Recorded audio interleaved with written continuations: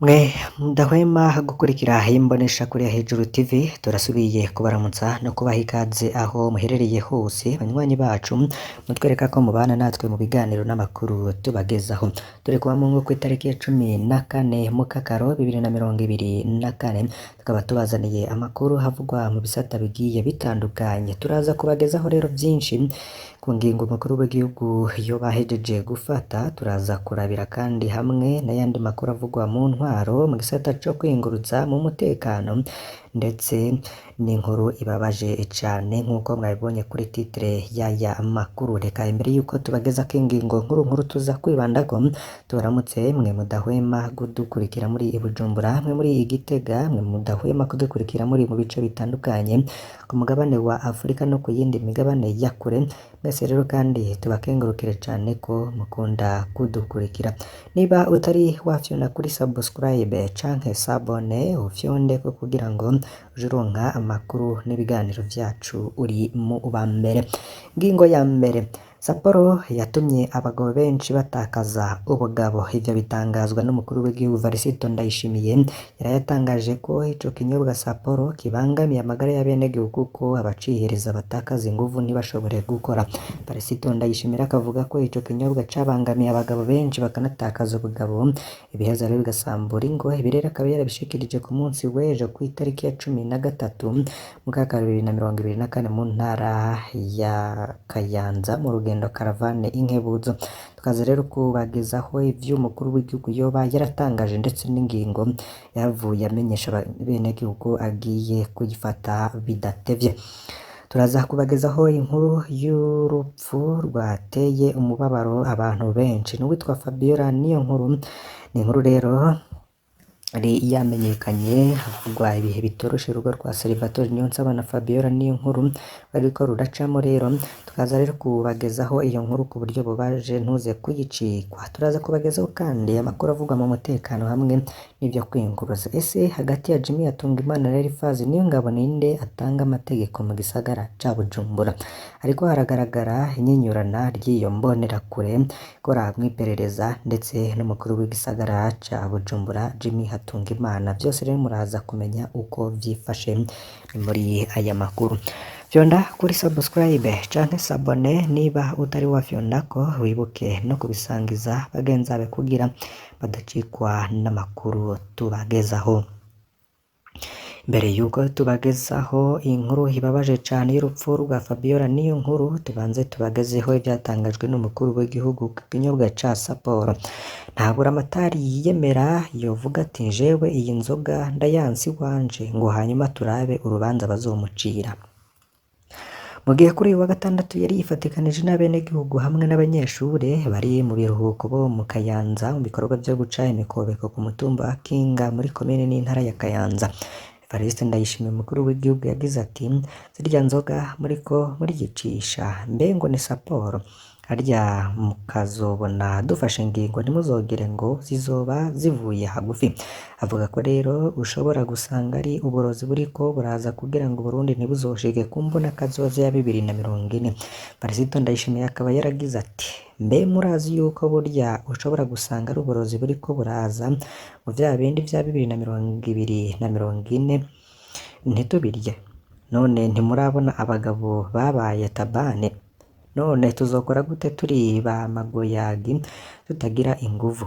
Turiko turiga ingingo dutegerezwa gufata, ngo ntidushobora kwemera yuko abenegihugu bapfa turorera.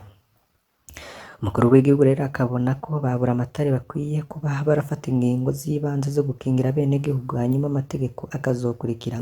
Akaba yarabivuze muri aya majambo agira ati jewe navuze nti ntabura amatari yiyemera yovuga ati jewe iyi nzoga ndayansi wanje.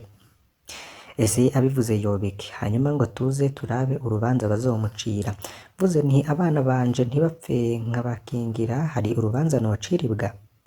Erega hari ico bita juge à ce qui est juste et bon, naho atamategeko riba ryabivuze ukavuga uti ibi ntibishoboka, hanyuma mu nyuma tugashinga amategeko. Mugabo ntidushobora kuvuga ngo tuze dushinga amategeko abantu bahonye. Perezida Ndayishimiye akavuga ko n'umudandaza adandarizwa nka Sapporo ari ukutamenya ejo kuko ngo abantu bahonye nawe nta bakiriya rero azosubira kuronka. Yamenyesheje rero ko kuva acuruka inzoga z'amawisiki zaja mu mahoteli akomeye canke mu bubare bukomeye zitaja mu mihana. Sapporo rero ngikaba ngo yaratumye ngo abagabo benshi batakaza ubugabo ndetse biriko birasenya ingo z'abarundi.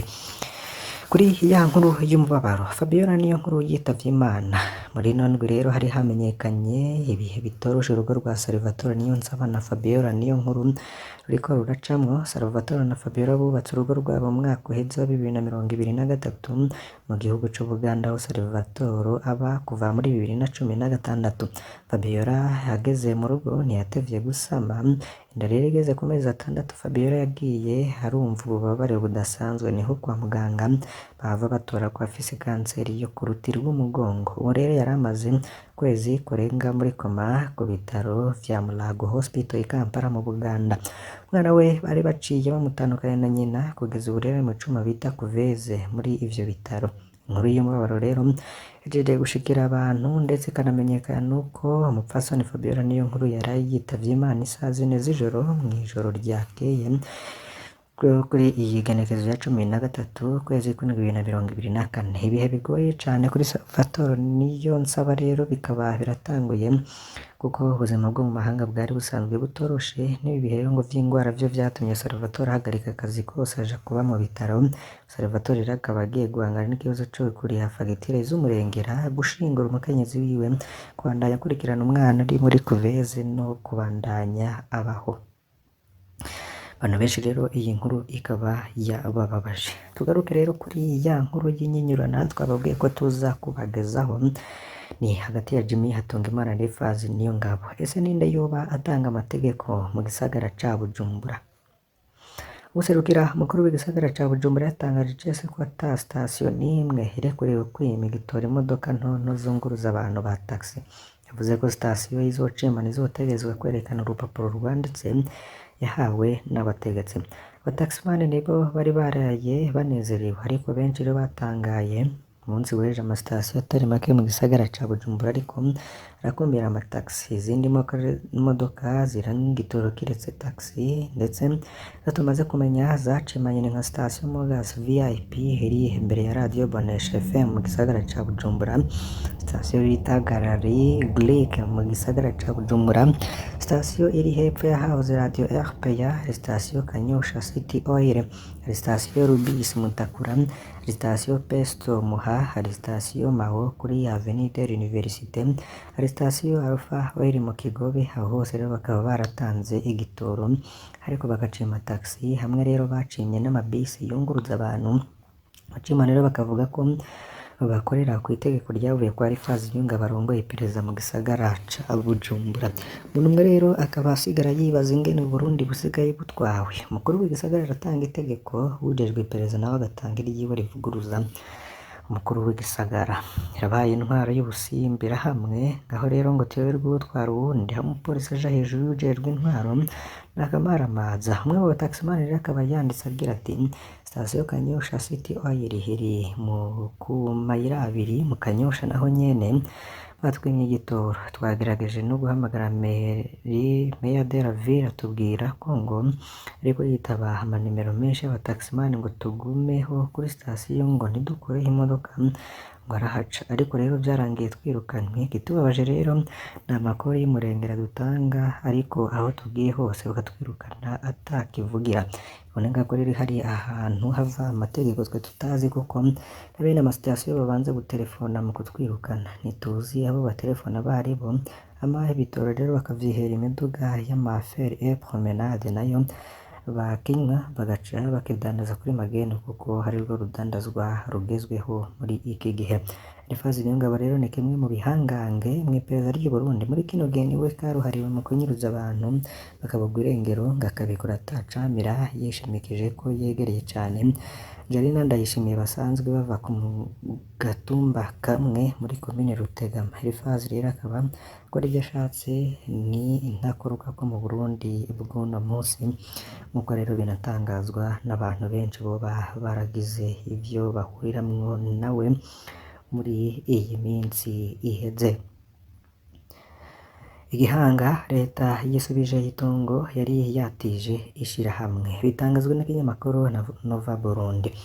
Itongo rero riri ku buringanire burenze amahegitari 48 riri muri komine Gihanga intara ya Bubanza ryaraye rero ryaswe ishirahamwe Tanganyika Tire Industry risubizwa mu minwe ya leta. Iryo tongo rikaba ryahawe iryo shirahamwe ngo ririmwemwo ibikaju vyohinguwemwo isukari. Mu kiganiro rero caheruka kubera mu ntara y'Amakambanuko bw'Uburundi, abashikiranganje harimwo ubudandaje n'uburimyi n'ubworozi barabajijwe nimba hari umwimbu uraboneka mw'isukari uva muri iryo tongo kugira ngo zahirize mu gihugu c'Uburundi. Ingo rero nuko iryo tongo ryari ryatijwe ishirahamwe ryoba ryasubiye mu minwe ya leta nk'uko bihejeje gutangazwa. Reka aya makuru rero tuyabandanirize i Makamba, aho hari abasaseredoti 9 n'abadiyakoni 8 batewe muri ayo mabanga kuri diyoseze ya Bururi kuri uyu wa gatandatu. Bakaba rero barasabwe kuba akarorero bazoja kurangurira ubutumwa. Musenyeri wa diyoseze Gatolika ya Bururi Salvatore Niyikinyeretse akaba yarasabye rero kwigisha inyigisho zizotuma abakristo bareka kwirukira ibintazi. Rero akaba yarabibasavye kandi ashimitse. Hanze y'u Burundi ariko mu gihugu ca kure muri Leta Zunze Ubumwe za Amerika, Donald J. Trump yahatswe kugandagurwa. Igihe rero yari mu myamamazo mu ntara ya Pennsylvania, yahoze ari umukuru wa Leta Zunze Ubumwe za Amerika yarashwe ku gutwi mu gisa n'ugushaka kumugandagura nk'uko bivugwa n'ikinyamakuru BBC News. Ndetse ku munsi w'ejo ku mugoroba niho vyabaye, ndetse amakuru atangwa n'imenyeshamakuru bitandukanye avuga ko amurashe nawe nyene yahise yicwa. Ariko icamenyekanye nuko Donald J. Trump yoba yarokotse. Iryo sasu rero ryoba ryamufashe ku gutwi ndetse rikabandaniriza ahandi, ariko habuze gato Imana yakinze, ndetse urupfu abantu benshi bari bazi ko babonye basanga nta rwabaye. Donald J. Trump rero ari mu myamamazo y'amatora aho ahanganye na perezida uriho Joe Biden, ndetse kampanye z'amatora zikaba ziriko zirabandanya mu gihugu co mu buraruko bw'Uburundi. Aho nta handi ni mu Rwanda. Amatora akaba yatanguye, ndetse abari mu makunga karibo bahereye uyu munsi bariko baratora.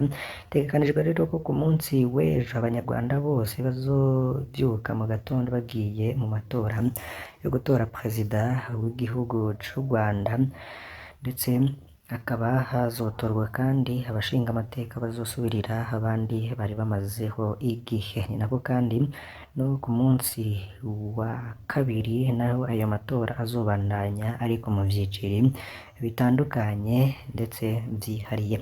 Turabakengurukiye cane rero abanywanyi bacu mudahwema gukurikira ibiganiro n'amakuru vy'imbonesha kure Hejuru TV. Mbasabe kugira ngo ntimuze gucikwa n'andi tuza kubagezaho mu ngingo zigiye zitandukanye. Imana ibahezagire. Turi kuwa Mungu ku itariki ya 14 mu mwaka 2024. Vyone kuri subscribe canke sabone niba utari wafyondako.